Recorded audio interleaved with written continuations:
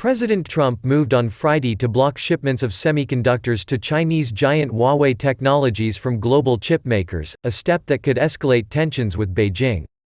The Commerce Department announced it is amending an export rule to strategically target Huawei's acquisition of semiconductors that are the direct product of certain U.S. software and technology.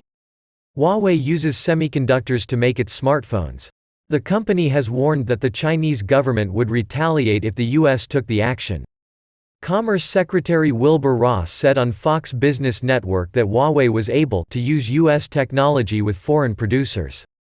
He said the action will try to correct that loophole and make sure that the American foundries are competing on an equal footing with the foreign ones.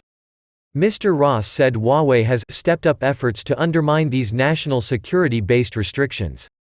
Separately, the Commerce Department extended a temporary license to allow U.S. companies to continue doing business with Huawei through August 13, to give them time to adapt to the change. It warned it expected this would be the final extension. Senate Judiciary Committee Chairman Senator Lindsey Graham announced Thursday his committee will hold hearings next month looking into the Obama administration's handling of the FBI's Crossfire Hurricane investigation into President Trump's 2016 campaign and Russian officials, noting both presidents are welcome to testify. The South Carolina Republican said President Trump has accused Obama of spying on his campaign, while Obama has claimed President Trump is destroying the rule of law by his administration moving to dismiss the prosecution of former National Security Advisor Michael Flynn. Flynn pleaded guilty to lying to the FBI but later withdrew his plea. The Trump Justice Department recently moved to dismiss the prosecution altogether. Mr. Graham said, "As to the Judiciary Committee, both presidents are welcome to come before the committee and share their concerns about each other. If nothing else, it would make for great television. However, I have great doubts about whether it would be wise for the country."